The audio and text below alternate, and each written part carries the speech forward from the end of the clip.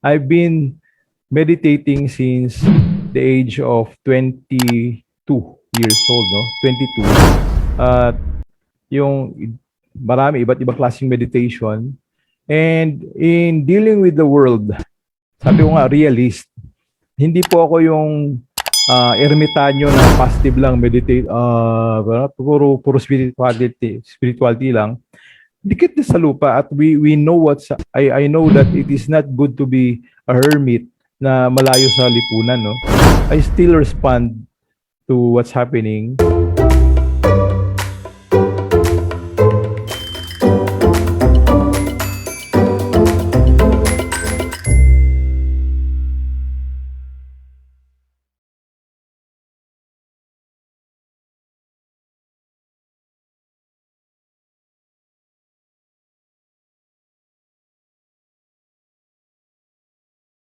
We're live again. Okay, so this is our episode, our 98th episode. Okay, and we are streaming live. Okay, here on a Wednesday, and with us is one of the subject matter experts in the HR community, and also, okay, the president and managing create of Creative Moves, Mr. Alan Canete. So we're here on our episode, okay? Grit, growth, and grat. So, sir, how are you this evening? Good evening, ladies and gentlemen. Good evening, Ma'am Chris. Magandang gabi po sa lahat ng mga nanonood. At siyempre, iba-ibang time zones yan. Good evening, good afternoon, and good morning, especially for those who are watching this sa YouTube. It's a replay ninyo, no? It's an honor to be back here. The last time na nag-guest ako rito was last year, no? Yeah, Eh, it's your second time here, I mm-mm. think. Yes. And it's really, really timely because our topic tonight is something that is very, very valuable sa lahat because the lessons that we'll learn ay applicable sa kasalukuyang nangyayari sa ating lipunan. So, but anyhow, sir, okay, so Sir Alan, I have a question for you. Sige po. So, this is like third deja vu because we are going into the third time, season 3 of ECQ. So, how are you preparing? Oh, actually, itong lockdown tag dito, ECQ. O Yes. GCQ pa. Actually, I Just, don't know what to call it anymore, oo but nga eh. it's an ECQ. Minsan ang tawag ko na dyan, kamote Q.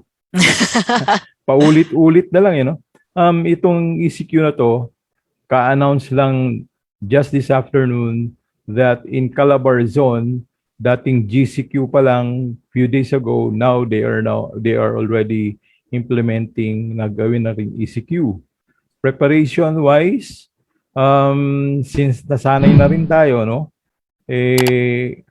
Mindset ko na lang ng mga tao dito. Like, my wife is really worrying kasi pag nga naman eto na naman yung mga lockdown, ECQ na yan, mahihirapan tayo sa mga access sa pagkain, sa transportation, because every movement is very limited. Kaya ang preparation namin, yun, nagpo-order na kami ng good enough na stock for 2 weeks at pipick upin na lang namin. Ayoko nang papilahin yung wife ko eh. Sabi ko, pick upin na lang natin sa supermarket habang hindi pa nagde-declare dito sa lugar. And Well, yun ang preparation. Mental preparation, dasal. Kaya yun yung i-share ko tonight. Malaking tulong ito sa mental preparation.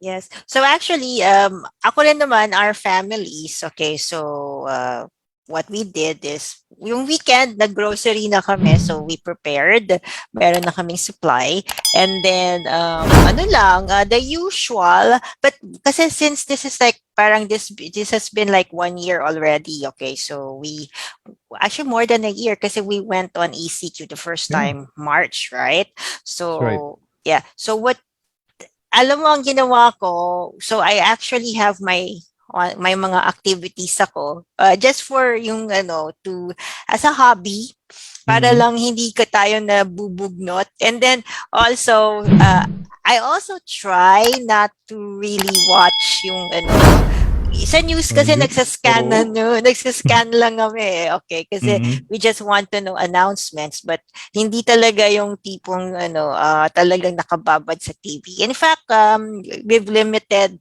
since we work during daytime, work from home kami ng asawa ko, what we do is we've limited actually our TV watching.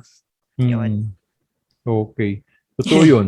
Kasi if you watch TV, lalo na yung mga pagdating sa news, okay sana if the news that you'll be hearing are talagang factual o hindi news fake. Tawag dito, fake news. Um, ang daming mga news ngayon na hindi mo na pagkakatiwalaan lalo na sa Facebook. Mm-hmm. Nako. Sa TV, since mainstream media yan, responsible yan. However, hindi pa rin complete. Kasi there is a lot pa nga, hindi lang some. There are a lot of events happening right now related to vaccine na hindi pinapakita, no? And marinig na lang natin yan sa mga kapitbahay, sa kamag-anak. Ba't di nababalita yan? Shh, ganun na lang. So, alam mo naman, hindi rin tayo pwede magsalita ng openly. So we just nod, may ganun. Ganun ang nangyari ngayon. Well, So, yun. So, in preparation, talagang we need to we need to toughen our mind. We need to toughen our emotion. We need to toughen ourselves psychologically so that when you hear these things around, you will not be so much affected. There are a lot of people who are affected um, to the point now they are already suffering with anxiety, depression, yung iba nga, humihina yung immune system. That's why they become vulnerable to psychosomatic illness, mga simpleng sipon-ubo, nagiging pneumonia, at natatag na as COVID sa mga hospitals. Ayun. Kaya ang panlaban natin talaga, mental toughness, physical toughness din, no? And emotional resilience. Yun. and just to also during this time also we have some glimmer of hope because we actually for after 97 years, okay, we actually Oo. earned our gold medal in the Olympics. Okay, so Yes. yeah, so Congratulations kay Heidelin sa kanyang tagumpay because ang tagumpay niya ay atin ding tagumpay. No? 97 years of attempt. Pero nagkakaroon naman daw tayo ng mga past medals, mga bronze, silver, pero ngayon lang talaga nagkaroon ng gold. Wow. yeah, that was like really that was really like a breakthrough. And we nabuhayan yung mga athletes natin. Oo. Lakas ng hawa ng moral na yun, no? Tamo, sino yung pangalawa? Si Paalam? Hindi siya talaga nagpaalam, ha? Nanalo din siya ng... Was she Boxing. the one sa boxing who won silver? And I'm not sure because I'm sorry, I haven't been watching the news. Okay. that's very good, no? Kasi really the triumph that Heidelin is enjoying, yung energy niya has somehow parang naipasa, no? She was able to infect positively her co-athletes in the Olympics. Yes. And well, mental toughness, okay, discipline, and also like that was a holistic approach because she also has a nutritionist Yes. on board her team. Yun. And sir, actually very timely itong napag-usapan nating topic for this evening, okay, because we have I have a lot of I've been telling you offline madaming nag-PPM kasi sa amin, but we don't really publish it because their issues are about mental health Mm, and anxiety. So it's very detailed kasi and very specific to a person. That's why we don't publish it. But mm, this episode is dedicated to those who have sending us private messages kasi this time, so ang nangyari kasi, okay, paulit-ulit yung parang roller coaster ride tayo. And then, syempre sa office, urong-sulong din. And then, may mga um, parang nire-retrench ng mga tao. So our HRs, they're going through a lot. And I think this is a very timely episode, not just for those facing ECQ blues, okay, mm. or lockdown blues, but also for HRs that sinasabi nila sa akin, parang pag nagpa-panic attack na sila or nag-anxiety attack na Nako, sila. totoo. So anyway, um, So, but we will smile through this episode because the title of this episode is Grit, Growth, and Grat for Gratitude. GRAT So, for gratitude.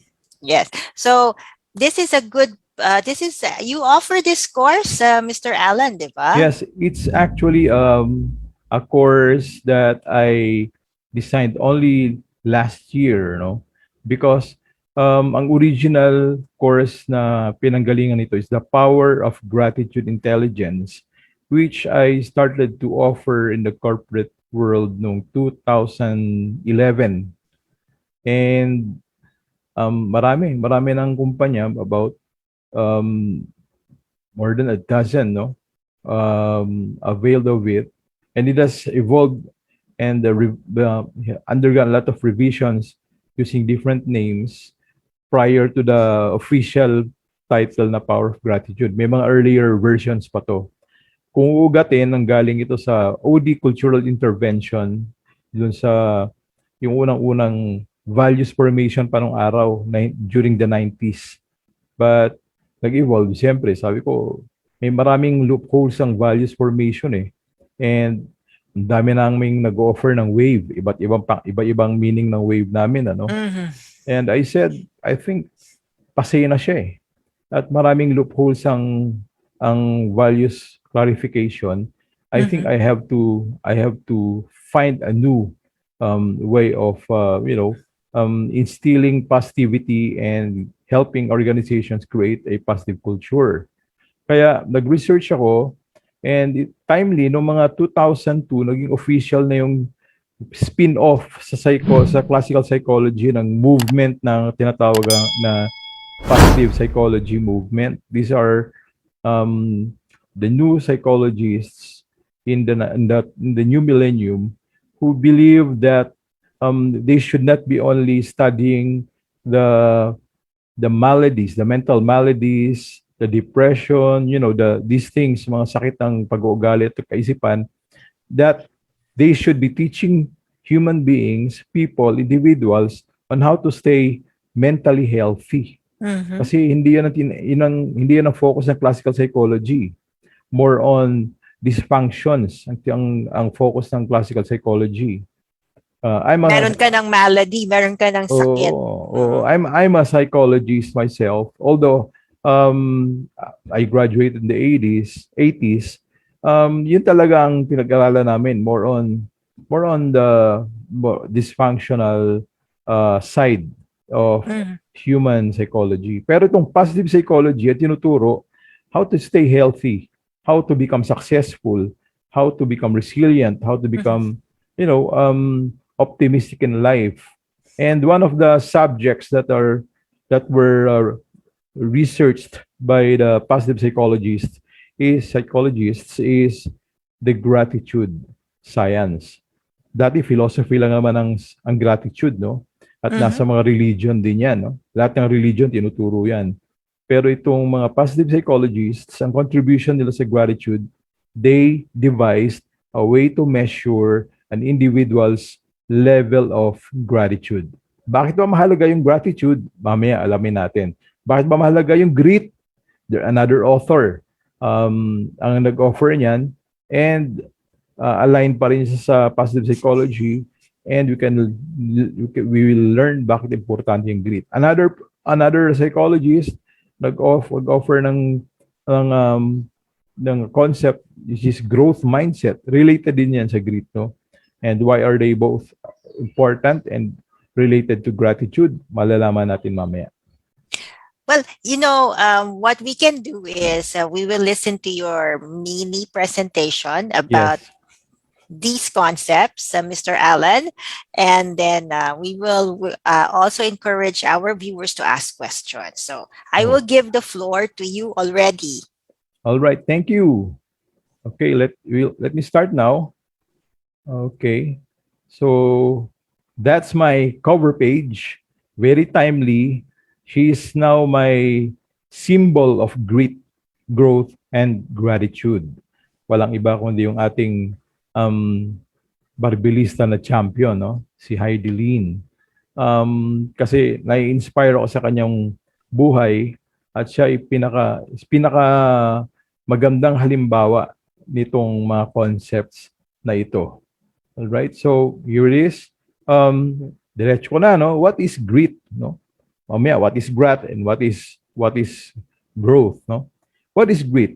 Basically, ito ay perseverance, our ability to persevere in all types of adversity. And after experiencing a downfall or defeat or failure, it is the ability to bounce back, resilience, no? So how can you do that? Ito po ay kusang lumalabas if the person has passion in whatever he is doing, whatever she is doing. If you have passion to, for example, as an athlete, the passion to win, you will always persevere in whatever adversities in life, no? Or even in the sports career. And whenever they experience losing, they never quit. They bounce back and they become better in their next performance. That is grit. Now, applicable ba yon sa ating professional life as career people, career persons? Very much. Because we also experience a lot of adversities sa workplace. And we also experience a lot of failure. And if you don't have passion to your work, passion for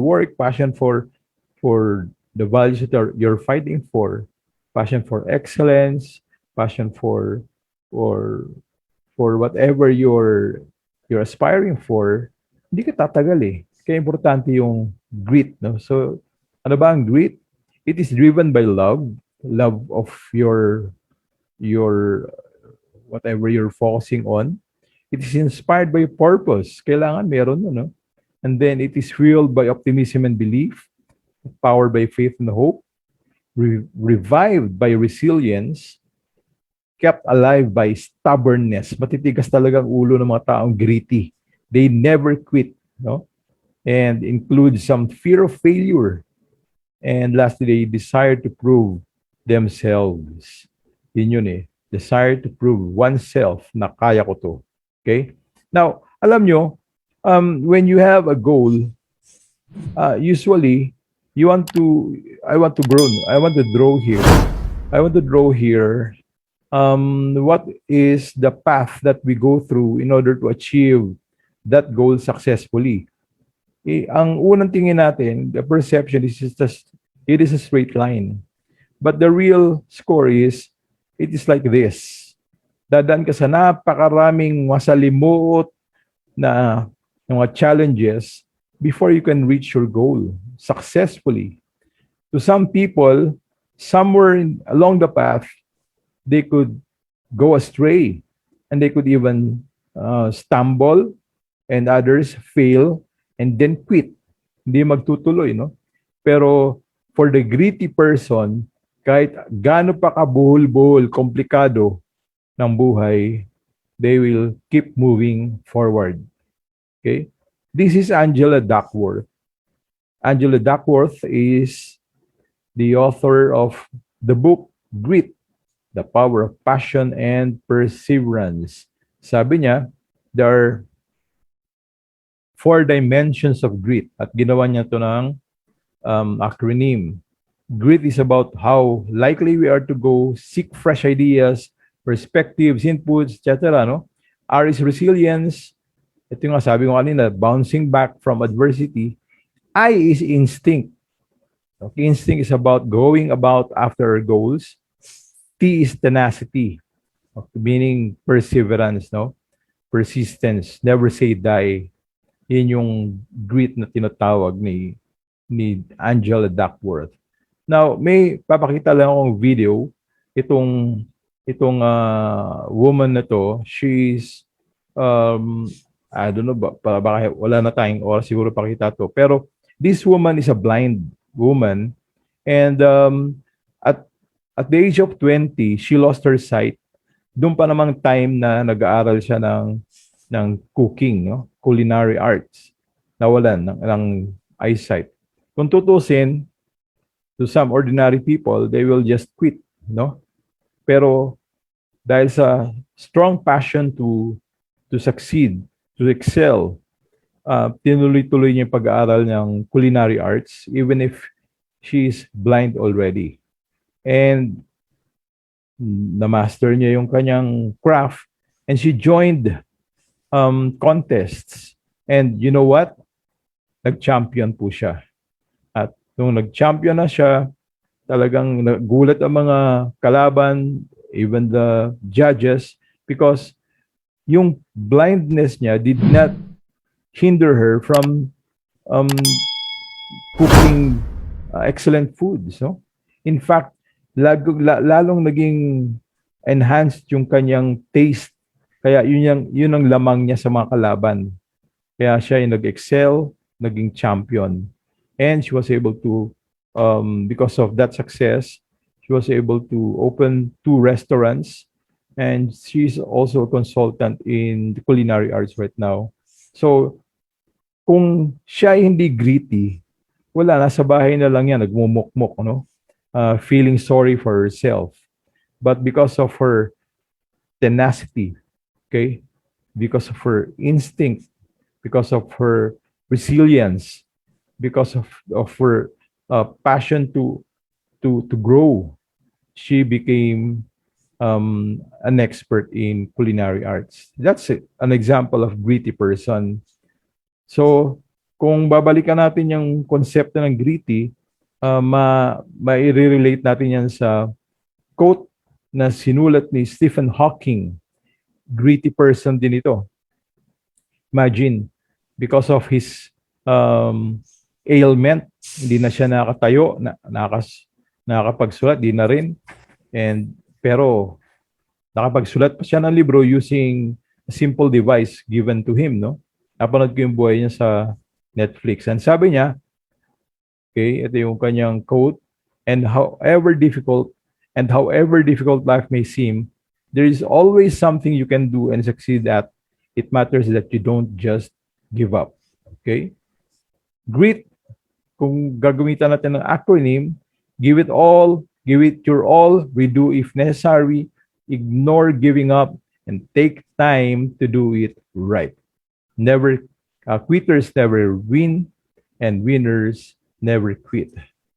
Okay. Kumbaga sa boxer, kung napatumba ka, huwag ka manatiling nakahiga. Life may knock you down, but remember, you don't lose by falling. You lose by staying down. Okay? Winners are not people who never fail, but people who never quit. Yun yung pinaka-meaning ng grit. Now, let's go to growth. What is growth, no? Related yan, makikita nyo.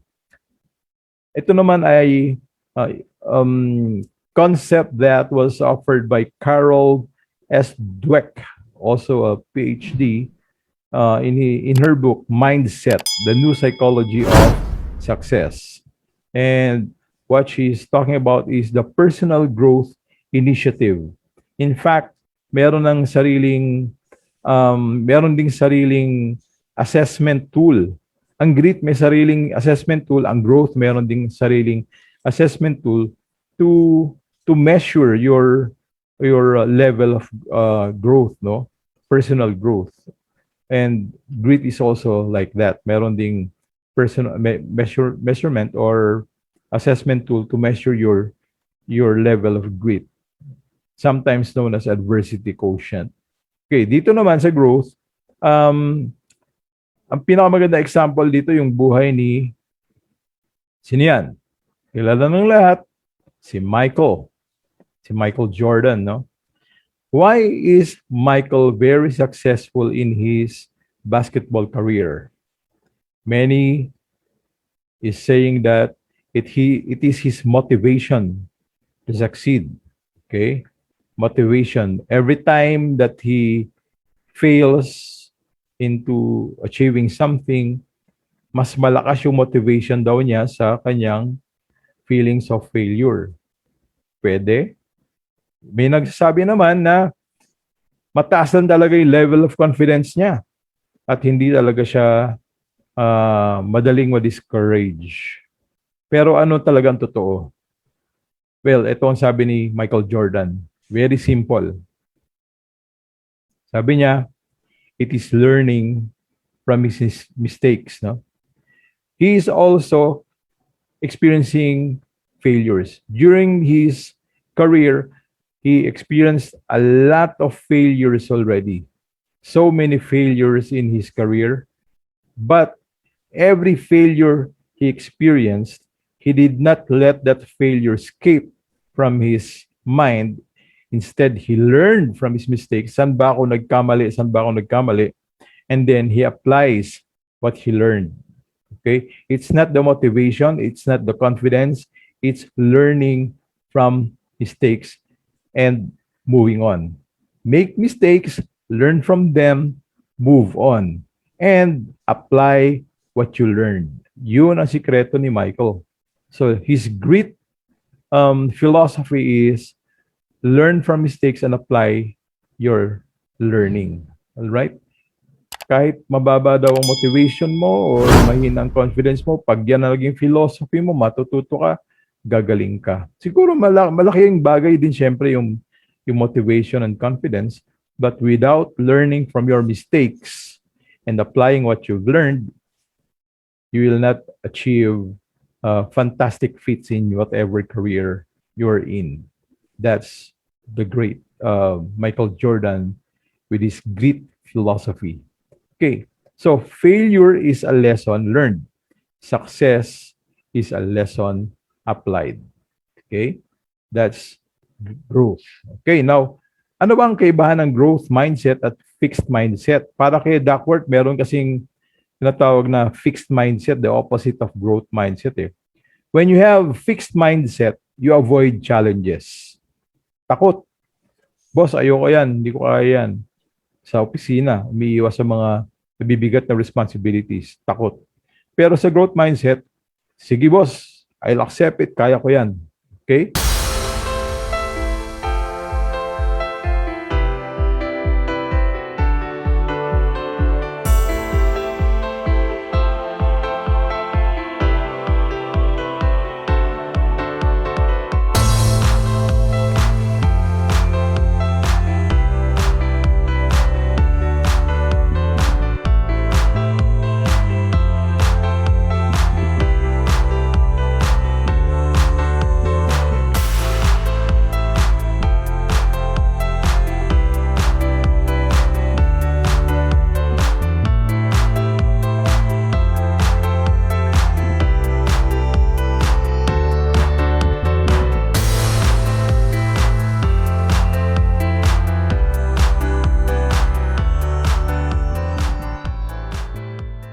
So, embraces challenges.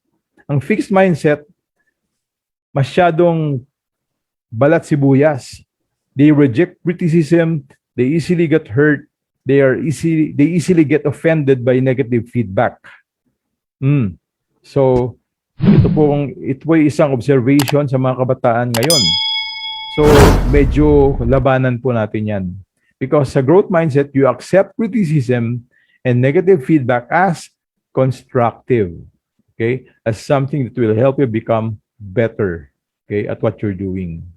Sa fixed mindset, you expect reward without effort. Pero sa growth, you equate reward with effort. Okay? Alam mong kailangan pagtrabahuan. Okay?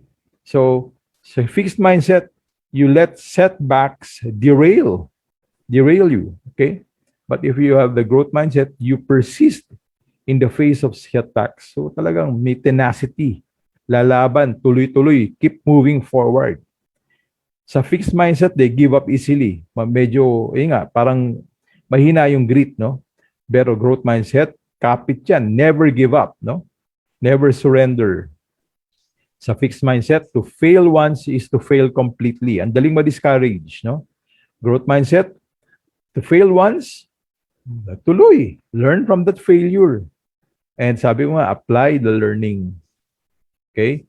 Fixed mindset, I'm no good at this. Yan yung laging marinig mo. I'm no good at this. My talent is elsewhere. Pero sa growth mindset, I'm not good at that yet. Give me time, I will develop that talent in me. All right? Open-minded to develop new talents. Takot ka sa math? Sabi, I'm not good at math, no? So, hindi ka nga magaling sa math. Ano gagawin mo? Wala na lang. Pero sa growth mindset, I will develop that ability in math. Pagtsatsagaan ko talaga yan hanggang sa matutunan ko yan. Okay?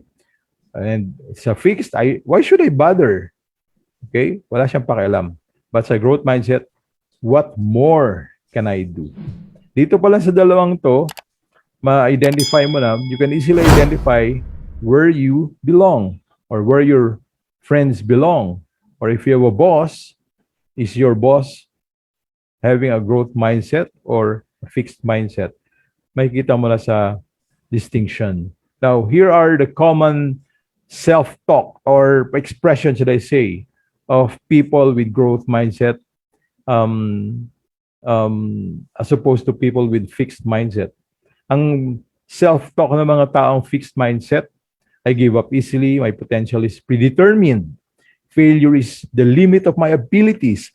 My intelligence is static. I avoid challenges. I stick to what I know. Feedback and criticism is personal. Tinitira ko. No? I will never improve. I am either good at it or I am not. There is no point in trying. No? Pero sa growth mindset, palaban yan. I like to try new things. I can learn to do what I want. Failures offer opportunity and growth. My intelligence can be developed. I embrace challenges. I learn from feedback. I keep trying and never give up. I'm inspired by other people's success. My mistakes help me grow. I know this will help me even though it is difficult. You don't even believe in theories na nagpipigil. Alam mo na theories lang yan, pwede mo i-surpass because you know yourself, you know your abilities, you know your mind. Okay? So, I'm specifically referring to the ability of the brain to produce new brain cells at any age, new brain neurons at any age. Before, ang deterministic view ng mga neuroscientists at medyo limited pa is that when you reach the age of 12, kung ilan na yung brain neurons na na-produce ng brain mo, yan na yun hanggang sa pagtanda mo. You have a limited capacity to grow new neurons. Hanggang doon lang daw yun, to age of 12. But it was repeatedly proven in many studies, many experiments, and observations that it is not true. According to the neuroscience today, neurologists discovered that at the age, you can grow new brain cells even up to the age of 97. Ang latest nga, lagpas pa ng 97, kaya pa rin ang brain. Why? It keeps on producing new neurons, new brain cells, which means you are capable of learning new things, new knowledge, new skills, new abilities at any age. The moment na naniwala kang hindi ko na kaya, matanda na ako, or 60 years old, senior citizen, hintayin ko lang yung kamatayan ko, patay, hihinto. It is in your belief that your brain will respond to you. Okay? So, ano bang makakatulong para you grow new neurons? sa nutrition. Ayan. Blueberries, fasting, green tea, low calories, dark chocolates, curcumin, omega-3, ang pinaka top 7. Marami pa yan, pero ito yung pinaka top 7. Sa mga activities, keep moving, keep learning, exercise, learn an instrument, use your non-dominant hand, learn visual arts, dance, compose songs, mnemonics, travel, read fiction, expand vocabulary, sleep. Importante ang sleep. So, yung kung mahilig kayo mag-TikTok, okay lang yan. Pero wag naman puro TikTok. Learn also musical instrument. Pag-drawing ka rin. Read. Okay? Wag niyong ilimit yung sarili niyo sa isang abilidad. I'm already 59 years old. I learned a lot of things. I can actually draw. I can compose songs. I can paint. I mastered already the pastels, the mga soft and hard pastels. I can do um, hello. Oh, Yes. wala. I Can think you hear me, ma'am? Can you hear me? you're still online. Yeah. So nagalaw itong yung camera. So something's wrong with my camera. Anyway, as I said, since you can hear me pa naman, activities can help. Activities can help your brain produce new neurons, no? And we should not be stopping. We should never allow ourselves to regress by stopping from learning, no? Yun. Okay. So, sandali lang po, ayusin lang namin yung camera kasi mukhang lumuwag ang connection. Yeah. So anyway, just to summarize, okay. So what we're saying is this slide. So for us to Yun. encourage yung growth of new brain cells, okay. So it's also a combination of exercise, Yes. okay, So, and I nutrition. just want to show you at the age of this, of mine, ito po is sa mga artworks na nagawa ko, no? At marami pa akong artworks na pwede ko ipakita, pero sa ngayon, ito lang muna. At ibig sabihin, at any age you can learn. I actually started mastering the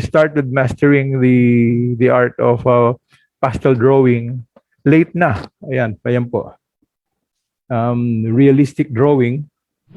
Okay. You can stop your share screen, Sir Alan, so that they can see yung malaking frame. Okay.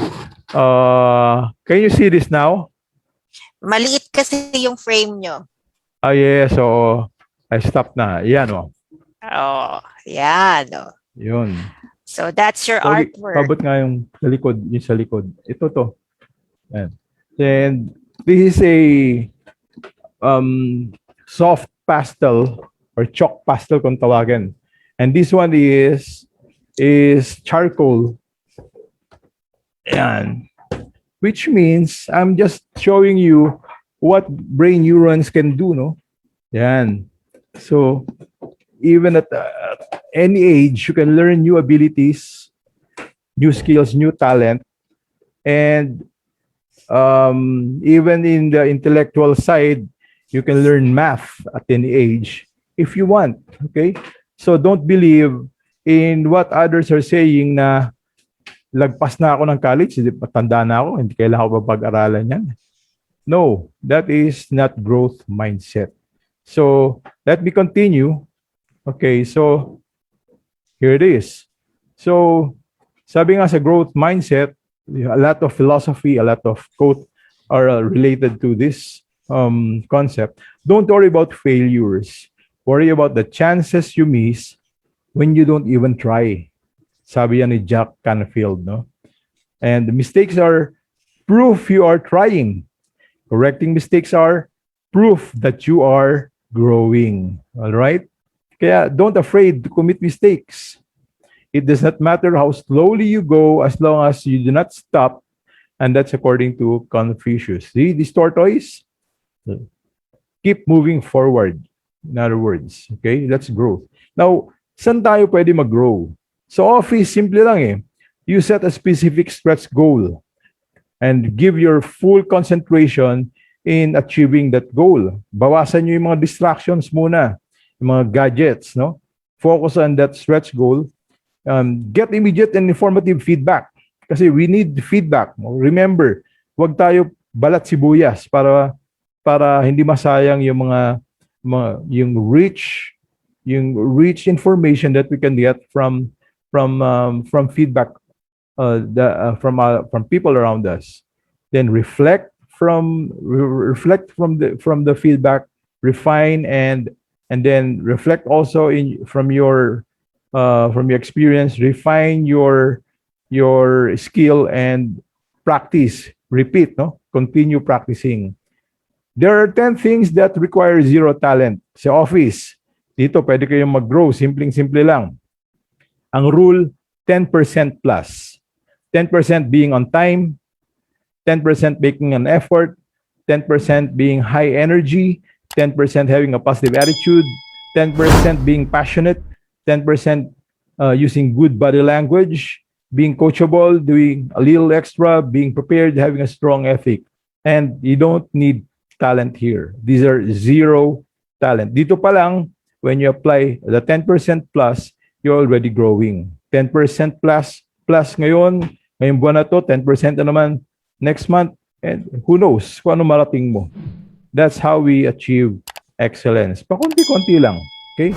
Hanggang sa hindi mo na malayan, ang layo na lang narating mo. Okay? Personally, you look at these 4 aspects of yourself. These are the 4 areas where you can improve on. Ano mga pwede mong improve in your physical self? Baka nakakalimot ka na sa iyong nutrisyon o sa iyong pahinga. Alam mo naman natin na delikado yan ngayon because we have to maintain a strong immune system in the midst of the pandemic. Okay?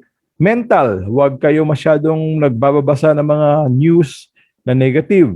At huwag na rin kayong nanonood ng mga late night speech because nakaka-torture dahil puro scare ang inyong marinig at mababasa sa mga nasa social media at sa mainstream.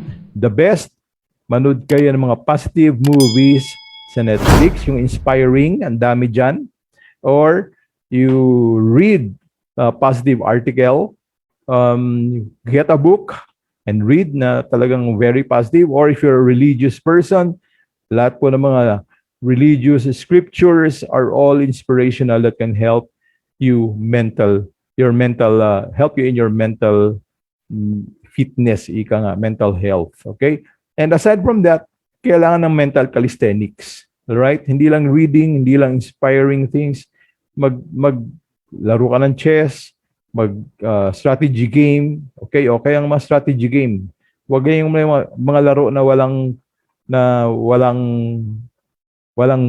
hindi productive, walang gain.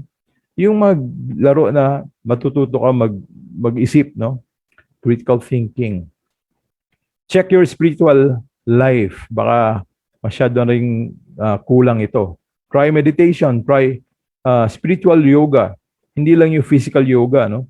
Yung spiritual yoga, try that. Kasi kung puro asanas lang sa yoga, physical exercises lang yon. Other meditation techniques like the power of gratitude intelligence, I have gratitude meditation there. Socio-emotional, expose yourself to your loved ones, your family, your friends, kahit virtually man lang sa loob ng bahay, since you're always there, ay lumabas ka naman ng kwarto mo at makipaghalubilo sa iyong mga mahal sa buhay. Huwag yung puro na lang nasa computer o nasa social media ang iyong oras. You need to socialize. All right? So, now, the last one, the GRAT. Great Growth GRAT. The gratitude. The power of gratitude. Gaano ba kaganda itong gratitude? At bakit ba mahalaga? Okay. Gratitude. We are actually experiencing stress everywhere, anytime. At talagang always we are experiencing stress, no? Buti sana kung positive stress. Hindi. Ito yung negative stress. Yung distress kung tawagin. And they are taking a toll on your mental, physical, and emotional and physical health. No? Kapag di mo na nadala na maayos yan, may kahihinatnan ka. In the workplace, nagmamanifest ang stress in the following. Ayan, when you are with your coworkers in your team, you are comfortable with each other. You're finding what's bad and what's wrong. You cling to status quo and complaints with changes. Ang daming mga kabataan ngayon na mahilig mag-complain, no? Even managers, the leaders are also complaining about the performance of their people. Parang ang culture ng kumpanya ay puro na lang complaints, no? Searching who's to blame, criticizing each other, and there is rampant bullying, so result, poor morale. Yan ang negative workplace culture. So, anong effect niyan? Look, sa team, departments are not willing to share information to each other, so magkakaroon ng silos mentality. Ang kanilang communication lacks of authenticity, no? They're not honest, they're not transparent, no? Passive, indifferent, uncooperative, and sabi ko kanina, critical and blaming. All right? That's a characteristic of interdepartmental communication of a negative workplace culture. Now, the effect, high attrition rate. Bye-bye. Ano pa? Dissatisfied customer. Sangkatutak na reklamo rin sa customer. Kung puro reklamo yung kultura sa loob ng kumpanya, asahan nyo, sangkatutak nyo yung reklamong inyong tatanggapin sa customer. Like begets like. That's the kind of vibration that is happening inside the company. So everybody will experience that vibes. No? Effect, poor business results. So reklamo rin sa mga may-ari ang iyong matatanggap. Because yung kanilang investment na lugi. By sino ba matutuwa? Okay? And then, eto pa, the situation of a negative workplace culture is compounded by the sudden existence of this dreaded COVID-19, no? So whatever is the nature of this virus, marami nagsasabing galing sa animal, marami nagsasabing lab rat, okay, lab leaks, should I say lab leaked virus, gawa-gawa lang ng tao, whatever it is, effect kitang-kita. Nagkasira-sira yung ating real, comfortable, normal. Pinalitan ng new normal, which is considered by many as abnormal. Of course, paano naging normal ang hindi ka makapagsalita ng walang mask at walang face shield, no? At ang hirap. A lot of companies are now going out of business. A lot of employees are experiencing fear, anxiety, and depression dahil lumala ang sitwasyon because of the pandemic. Okay? So, how do you deal with this? Okay, here's my recommendation. You deal first with the mind. Deal first with the mind. You cannot deal immediately with structures, with behavior, hanggat wala kang binabago sa pananaw ng mga tao, sa kanilang sense of well-being, tuloy-tuloy pa rin yung deterioration ng organizational culture. When you deal with your mind, we deal with perceptions, attitudes, emotions, beliefs, and values. And then finally, behavior. So if you're a manager, you should have a program that will deal with the mind before you deal with others, okay? Deal with the mind, the perception, the attitude, emotion, beliefs, values, and then behavior. Yung iba kasi diretso na sa behavior. Policy. Simula ngayon, gantong gawin nyo. Simula ngayon, gantong, diba? Puro policy. Eh, hindi nga masunod dahil people are experiencing a lot of psychological issues right now. Ang hirap sundin. Okay? Sundin manapilitan lang at di rin maglalast. Okay? Parang society natin, ang dami mga restrictions and they're not dealing with the mind. The society's failure now is its inability to deal with the people's mind. Okay? We should be able to calm down people and give assurance that everything will be okay with a very concrete, positive program. I think these were many officials right now uh, are lacking. Okay? So, ang gratitude po ito. Gratitude is defined as a feeling of emotion or attitude in acknowledgement of a benefit that one has received, presently enjoying, or will receive in the near future. So it's a matter of being grateful for everything that you already have, rather than complaining for the things that you don't have yet. Others are saying legitimate naman yung aming complaint. Yes, but because you are so preoccupied with your complaints, napapabayaan mo na yung katawan mo, isipan mo, damdamin mo, nagkakaroon ka na ng anxiety attacks, nagkakaroon ka na ng mga psychosomatic illness. So how do we reverse this? Start looking at what you have. And maski paano, sumaya ka dahil meron ka. Comparing yourself to other people who are really unfortunate na walang-wala. How many people right now, today, no? How many people are willing to exchange places with you even for one day sa mga privileges na meron ka? Trabaho, pagkain, damit, gadgets, baka meron ka bang sasakyan, and people who don't have. So, pwede mong i-argue, pakialam ko sa kanila, basta ako nandito. Hindi ganun, boss. Nandito tayo sa mundong ito. Meron tayong pananagutan, meron tayong pakialam. Okay? So, ano bang pwede mong maitulong sa kanila? Now, sa sarili mo, meron kang problema na, yes, pero marami kang blessings. So, gratitude attitude is basically finding what's good and what's new in the situation. Okay? That everything is a gift, that simple things, when seen as a gift, becomes special. That you're also reminding yourself that the universe owes you nothing. That's why you have no right to complain and demand things that are, things that you are not happy about. You're demanding for the things that you don't have yet.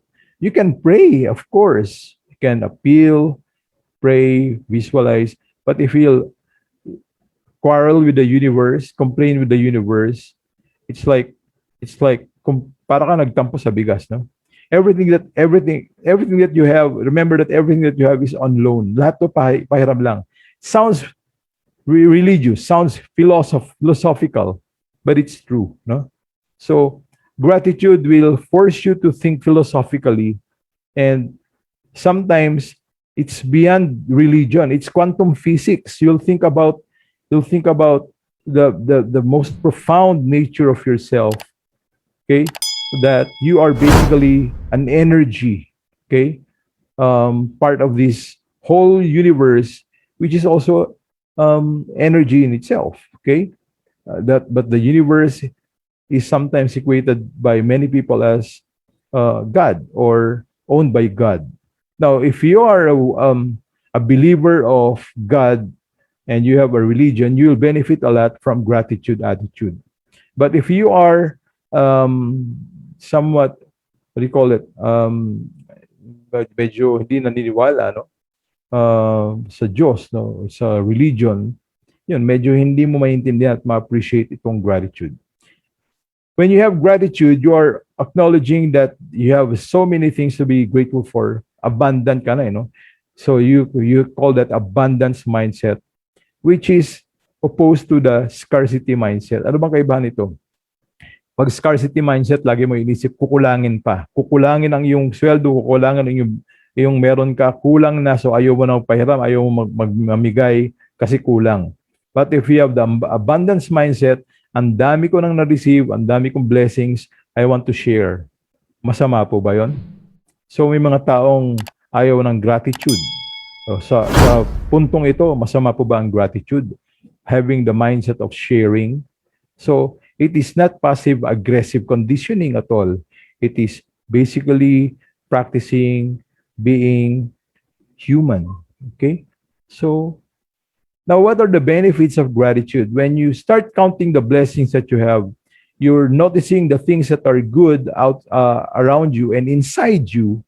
You're noticing the blessings that you have just received yesterday and even in the past. And the present moment, you look around, anong mga maganda sa paligid, you'll begin to feel better. Okay? Meron niyang explanation mamaya. So gratitude builds optimism, making you resilient to adversity. Okay? Kasi pag nadapa ka, maisip mo, okay lang, may buhay pa rin. At least I still have life. That's gratitude. Okay? So, it converts stress into positive energy. And biologically, physiologically, ito po ang nangyayari. Pag pinapractice niyo yung gratitude attitude, your brain will release four happy chemicals. Yan ang tawag nating dopamine, serotonin, oxytocin, and endorphin. Okay? These are hormones, happy hormones that can make you feel better, that can help you improve your sense of well-being, that can strengthen your immune system, that can make you good in relating with others. And here are their effect, no? Yung dopamine, you'll feel the joy of finding what you seek. Ito yung example lang, no? Yung joy of finding what you seek, yan yung dopamine. Wow, ito yung hinahanap ko. Ang endorphin, lumalabas yan kapag you are experiencing pain, pero medyo nababawasan because you're with your friends. Okay? The oblivion that masks the pain. Oxytocin naman is yung when you are enjoying social bonds, helping others, feeling the love of your loved ones, oxytocin ang lumalabas dyan. Serotonin is serotonin, the security of social dominance or self-confidence. Serotonin yan. So, pag dopamine, lumalakas yung focus, motivation, enthusiasm, and memory. Pag endorphin naman, relax ka, humor ang nararamdaman, may sense of well-being, and sense of high. Pag oxytocin, loving kindness, generosity, intimacy, love basically with your sweetheart, with your jowa, no? Serotonin is happy, calm, confident. So, as I said, when you're practicing the gratitude of attitude or the attitude of gratitude or the power of gratitude intelligence, physically, ito yung lumalabas sa iyong brain. Ayaw ba natin yon? So, it is going to really positively affect you, no? You'll benefit from it, no? Kasi hindi lang sa physical, meron siya sa socio-emotional, gagandang relationship mo, intellectual, lalo ang tataas ang IQ, gagaling ang concentration, psychological, and meron ding spiritual benefits. Okay? So, physical, gaganahan ka mag-exercise, lalakas ang immune system, tama-tama to, ma'am, lalo ngayon na may pandemya, kailangan natin ng immune system boost. Gratitude pala, makakatulong sa immune system boost. At lalo kang magkakaroon ng better sleep, better appetite, healthy and strong body. Ito pa, popogi, gaganda ka, ganda points, no? Physical attractiveness, kasi lagi ka na-smile. And because of because of these hormones that will improve your physical well-being, may gumagandang yung skin, no? And if you are suffering from an ailment, nakaka-facilitate siya for faster healing. And ito pa, anti-aging. Okay? Because of this hormone, bumabagal ang aging process. Okay? Socio-emotional, ayan, basahin nyo na lang, no? Gumagaling yung decision-making, communication skills, teamwork, relationships, self-aware. In other words, your emotional intelligence ay humuhusay. Mental and psychological benefits, nagiging positive ang outlook mo. Nagkakaroon ka ng positive memory bias. Ano yun? Ang madalas mong matandaan yung mga magagandang nangyari sa nakaraan. Minsan, hindi mo na matandaan yung mga hindi masyadong nangyari maganda. Yung mga traumatic experience, yung mga bagay na ayaw mo dahil pangit ang pangyayari.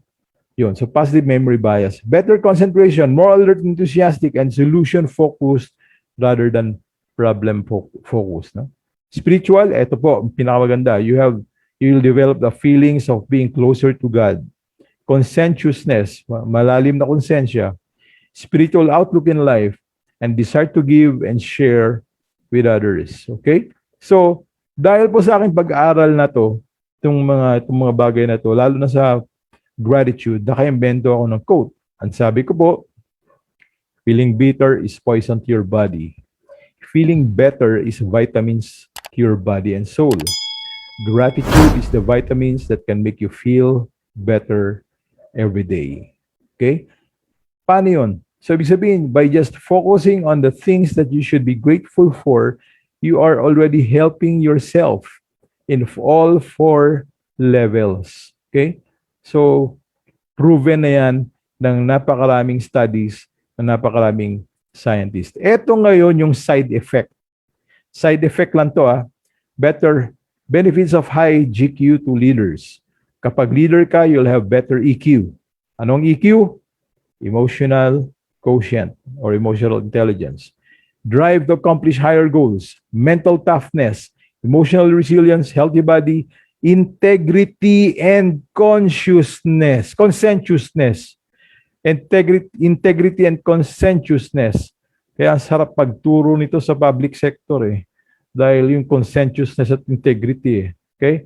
So, workplace benefits, more appreciation, less fault finding, more proactiveness, less blaming, more acceptance, less enviousness and bitterness, pro-social behavior, accountability, and genuine concern. Better relationship, preference for positive interaction, walang bastusan, respetuhan na. Okay? High moral, feeling good, makes one work better. That's the workplace benefit. So anong masama? Wala pong masama ang gratitude at hindi yan conditioning. Hindi po yan conditioning. This will help you. This will help your company. This will help your team. This will help the investors. Nothing wrong with it. Greater efficiency ito sa kumpanya, no? If I'm the investor, I love seeing this.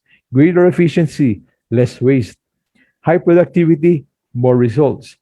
Customer satisfaction, less defection. Better business outcomes, stability. Abundance, job security, and satisfaction. So this is not gaslighting at all. Hindi ka kinukonsensya at hindi ka pinaparamdam na yung iyong mga reklamo ay walang kwenta. No. In gratitude culture, all complaints are legit and are being heard. Pero at the same time, people are encouraged to also count their blessings, count the good things around para sa sarili din nila. Para huwag masyadong mabigat ang puso at isipan at baka mauwi sa mental health issues. Okay? So, simple lang. There are 4 powerful techniques that can help you. Choose your words.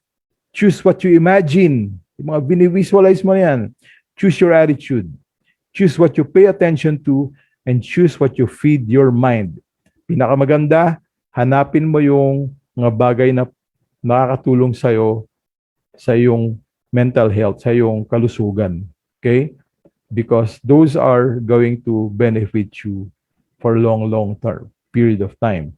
Now, how do you cultivate? Maraming techniques, pero dalawa lang muna i-share ko. You practice or you maintain a gratitude journal. What is a gratitude journal?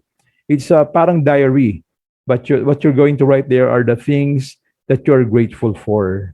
Some people are writing the things that they're mad about, things that they are complaining about, people who hurt them, failures, etc. What will you get? Because your energy is focused on the negative, you'll get more negative outcomes. So, physics po yan. Like begets like. Okay? Like attracts like. Wherever you focus your energy, that's the kind of results that you will get. Okay.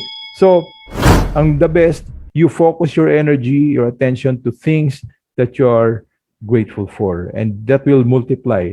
Hindi mo na ba titingnan yung mga complaint? Titingnan mo pa rin. Pero hindi ka na buong araw, buong gabi, nag-iisip ng mga negativities. Babalansehin mo na. Okay? And you'll find time, a lot of time, in fact, to looking at what's good and what's new. That's another one. Gratitude meditation is basically putting yourself in a uh, silent. I mean, you silence your mind. Okay, and once you have silent your mind, that deep sense of awareness, inner awareness, no, inner world awareness, dun ka magsisimulang magbilang ng mga bagay na pinagpapasalamat mo. Your health, your organs, your heart, your mind, your brain, your etc. And then outside, your family, your clients, you just think everyone and everything that you experience. And remember the benefits, yung apat, physical, mental, emotional, socio-emotional, and spiritual, which I showed you. And the four hormones that will be produced by your brain. So with those, yun po, I was able to cover already the three. That's the grit, the growth, and the gratitude. Marami pa ako hindi kinover kasi may clear yung oras natin. But I have sabi nga, I have a course, public webinar on the grit, growth, and gratitude on September 15 to 16. That's 2 to 5 every day. And it's going to be a Zoom live. Um, I'm only charging a very low fee of 888, and I will be posting the enrollment form, the Google Doc where you can enroll, because ito'y ano lang, early bird, no? Because ang regular rate nito ay magiging 1.5 habang papalapit ng papalapit. Sa ngayon, 880 pa lang yan. 888. All right? Yung po, ma'am, I have already covered my topic for tonight. Thank you very much. So I am that now was good. open for any question. Yeah, that was quite compressed. I knew that you wanted to talk a lot about, about how to do the meditation or reflection. But ito, Sir Alan, we have learned, I focus on one of your statements. Okay, so gratitude, okay, or being positive. I mean, having like a state of being positive mentally. Hindi yung COVID positive, okay? But being, Ayaw being, natin yun. ayaw natin yun. But being positive, okay? So a lot of people also criticize those that post good messages or positive messages as being, as proliferating daw false positivity or nagiging Oo. detached from the reality. Yeah. Okay. So what is your comment? Ang tawag ko dyan I think this is also known by others as toxic positivity. Mm-hmm. Okay, what is toxic positivity? Toxic positivity is a form of denial. So, you are basically imposing in the office, for example, that they should always smile, they should always be positive, speak positive, and whenever they experience problem, just keep it to themselves and just display positivity all the time. And even if you have problems, just keep it to yourself. Don't talk about it in the office, because what is allowed here is only positivity. Yun yung toxic positivity.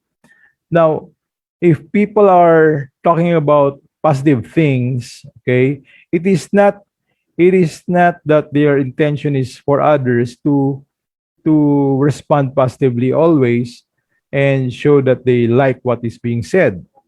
Ang point lang dito is you try to reflect. It's up to you how will you respond to this, to the statement, and you are not imposed or forced to think and feel positively.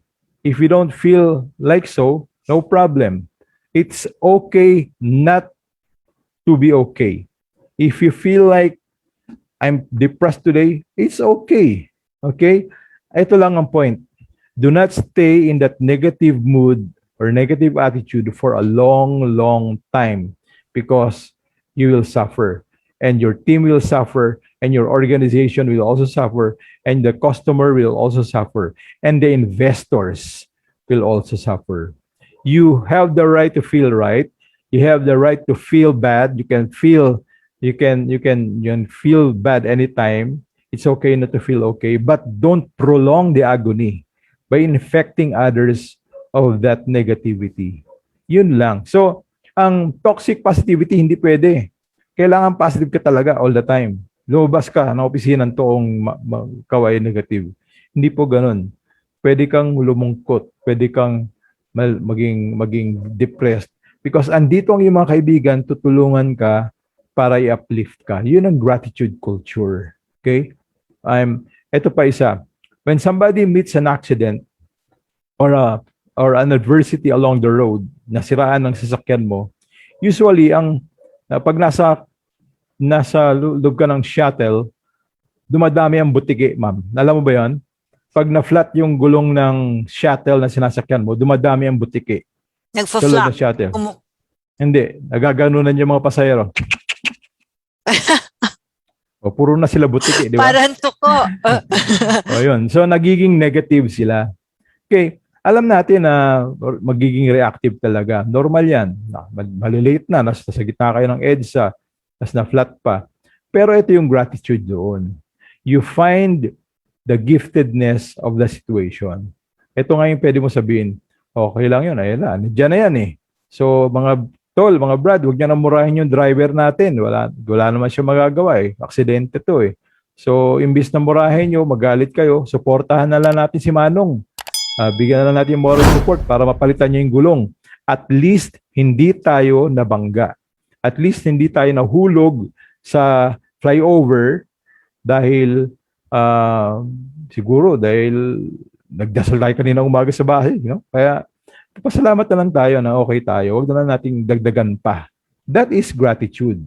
Hindi yun toxic positivity na pag may hoy, walang chu-chu-chu-chu dyan, positive tayo. Yun ang toxic positivity. Pag meron kang nasa katabi mo na sisikuhin ka, huwag kang mag-negative, huwag kang negative, positive ka lang. Wala, there's no reason to be positive eh. Talagang masama ang loob mo eh. So, you can feel negative at the moment, pero eventually, through the process, maiisip mo, o nga, no, buti na lang hindi kami nabangga. Buti na lang hindi kami nahulog sa EDSA. Siguro kaya na flat dito, kaysa na flat habang mabilis yung takbo, delikado. That is gratitude. Okay? When you find the giftedness of the situation, ng mga bagay na nirereklamo mo, you're training your mind for yourself to not only become positive, but also to help your mind produce those hormones that will help you physically, mentally, emotionally, and spiritually. So, hindi yun toxic positivity. Diba? So, malaking kaibahan. Okay? I hope I was able to differentiate the two. Yes, because actually, it makes sense. Okay, this one, kasi what you mentioned was do not prolong the agony, so don't fixate on the That's right. negative. That's Kasi right. it's also one of the reasons why I stopped ranting. Kasi for me, writing something is more permanent than saying something. So, ayoko na kasi makita yung negative thoughts ko. Kasi lahat naman tayo nagagalit, lahat naman tayo nafu-frustrate. But I don't really rant about it already on my social media account because I don't want it to be more permanent. Mariremind pa ako dun sa frustration ko. Medyo magkaiba tayo dyan. Because if people will visit my social media, very vocal ako dyan. Pero I balance it with inspirational quotes, inspirational articles, and because I study esoteric science, I study meditation, I also share, no? So, balancing act lang. In other words, I'm just being realist. Kasi kung puro positive lang ilalagay ko ron, puro positive, bawal ang maging realist, bawal ang tingnan ang katotohanan, di toxic positive na rin ako, which I cannot do. Okay? Yes. So it's actually a difference of the perspective and also respecting each other's perspective. That's right.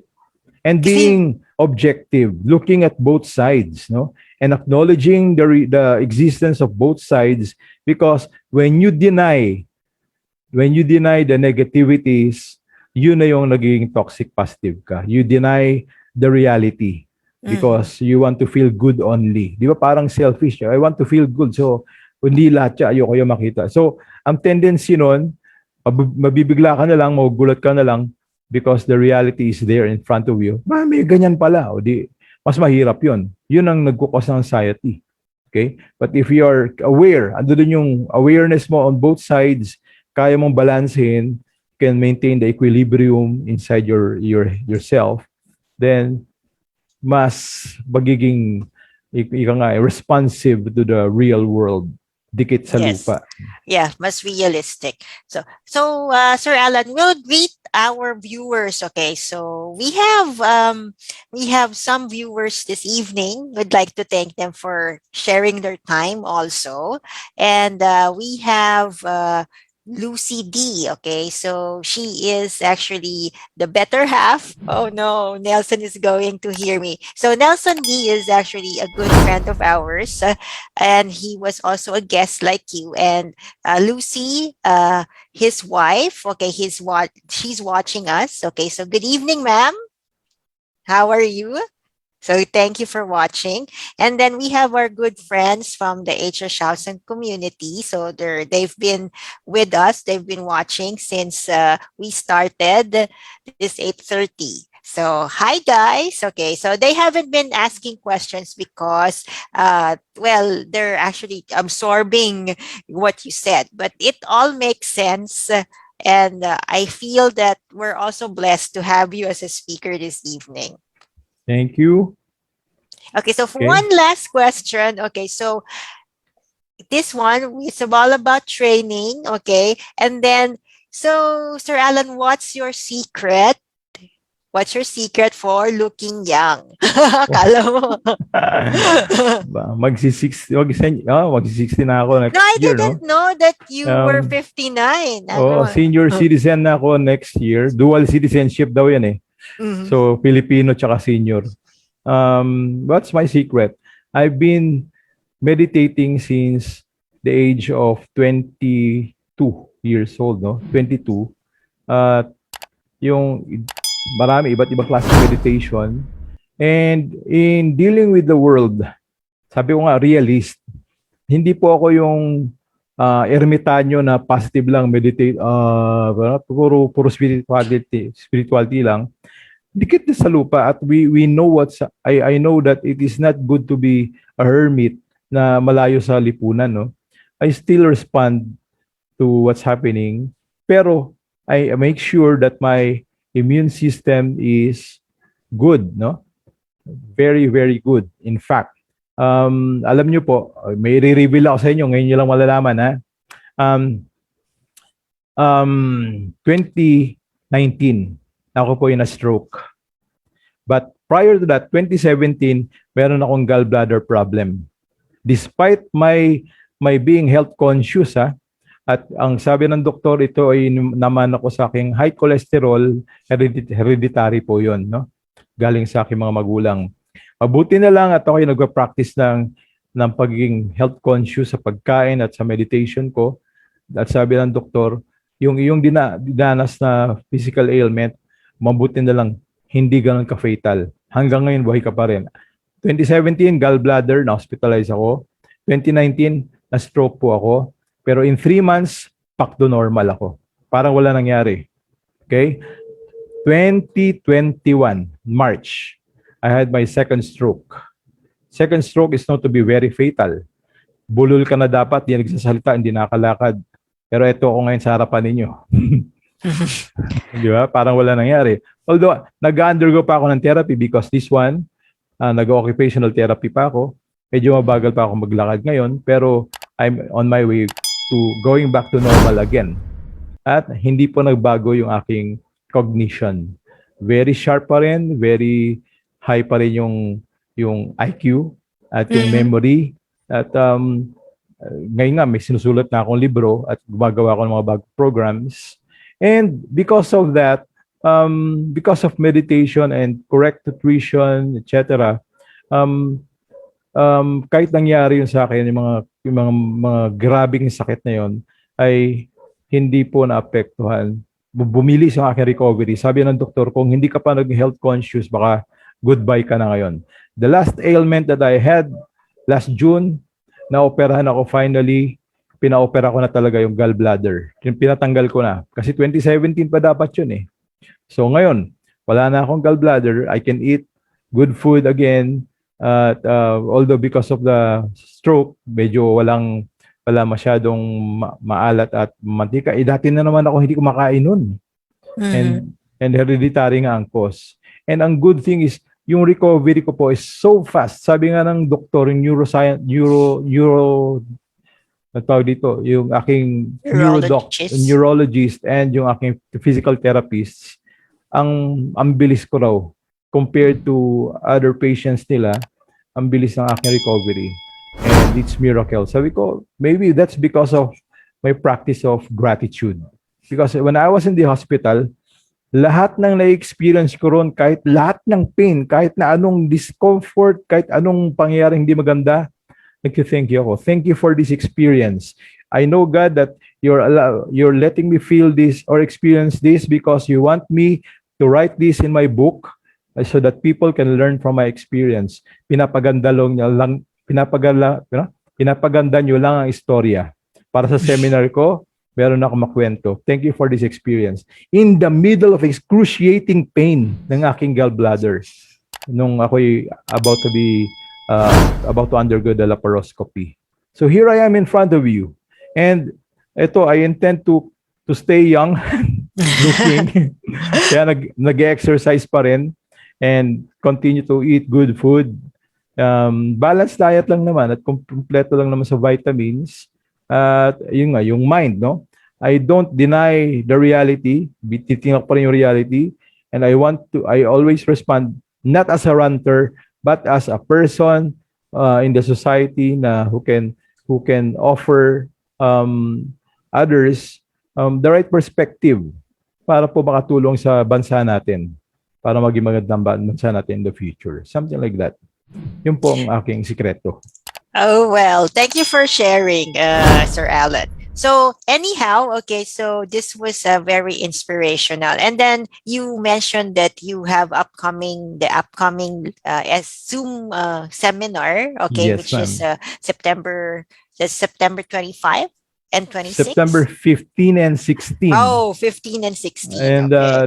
the early bird rate is only 888. Tataas po yan at magiging 1.5 regular price pagdating nung araw. Pero I already posted the link sa mga gusto mag-enroll sa ating chat box dito sa Zoom. And sana payagan nyo kong i-post din ito sa YouTube channel ninyo. At saka kung saan pa yung mga gusto mag-enroll sa inyong Facebook. Okay lang po ba yan? Yes, we can have that. Okay, we can actually post that in the comment section. We will be posting it. Okay. And here's the good news. Para dun sa mga mag-enroll, I'll be selecting 2 lucky enrollees na pwede kong, yung mga nanonood ngayon, yung nanonood dito. Those who are watching this now, we can enroll and I'm going to select 2 enrollees na magiging scholar dun sa seminar na yun. I will not charge you any amount, any fee pag napili kayo. So i-raffle po natin yan. So there's like a Bachi Buena. Okay, so yes, okay, so we can actually okay, this is not an announcement yet. Okay, so there are viewers here. Okay, and then they've lingered on until the end of the show.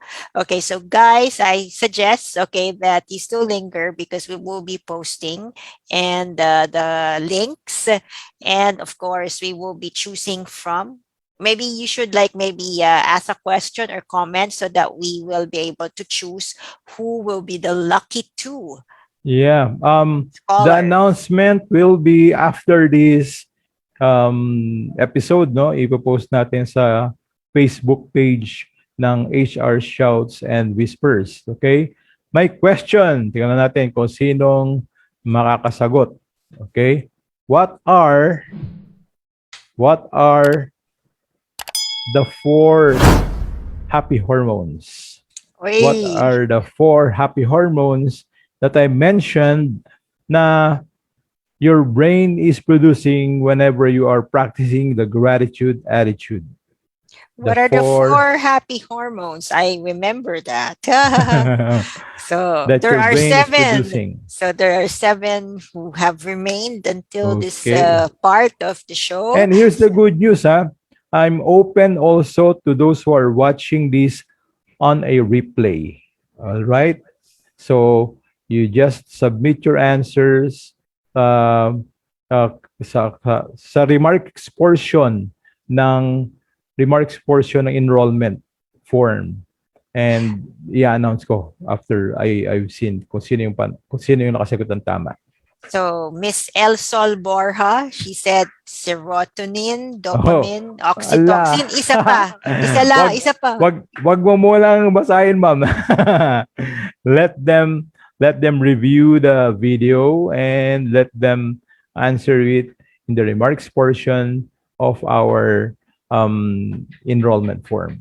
Okay? Yes. So So, there's one who actually completed the answer. Okay, we're not okay. announcing. Okay. So there. So September 15 and 16. And then Yes. there's a link. I'm going to be posting it after Thank you, this ma'am. FB Live. And yeah, take advantage, okay, because that's less than 1,000 pesos, okay? That's already a steal, actually. Yes. You know how expensive the webinars are nowadays. Okay, so anyhow, okay, so any final words, Sir Alan? Well, ito po, no? In the midst of the pandemic, please stay grateful. Okay? Despite what's happening around, you still find something to be grateful for. Look inside the house. Andyan yung pamilya mo. Andyan pa rin ang lahat, magkakasama, nagtatawanan, kahit nangyari itong mga bagay na to.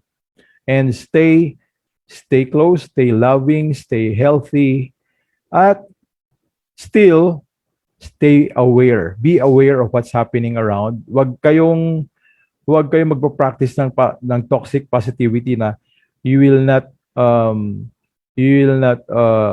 let yourself know what's happening kasi denial 'yon, hindi 'yon healthy.